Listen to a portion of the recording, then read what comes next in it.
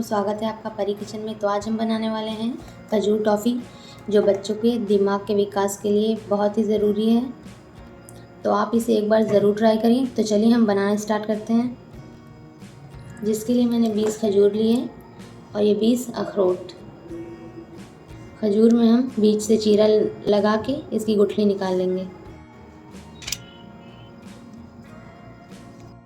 ये देखिए, खजूर से मैंने गुठलियाँ निकाली हैं कुछ इस तरह से। अब हम एक खजूर को हाथ में लेंगे और अखरोट को इसमें डाल के अखरोट रखकर हल्का सा दबा दें। इसी तरह से हम सारे खजूर में अखरोट रख करके इस तरह से दबा देंगे। ये देखिए, टॉफ़ी हमारी तैयार है। अखरोट का स्वाद हल्का सा कड़वा होता है, इसलिए बच्चे इसे खाना पसंद नहीं करते। मीठे खजूर के साथ उसका कड़वापन कम हो जाता है और खजूर में भी आयरन भरपूर मात्रा में आता है। तो आप इसे एक बार ज़रूर ट्राई करें, आपके बच्चों को बहुत पसंद आएगा। और हमारे चैनल को हर बार की तरह लाइक, सब्सक्राइब एंड शेयर करना ना भूलें। Thank you.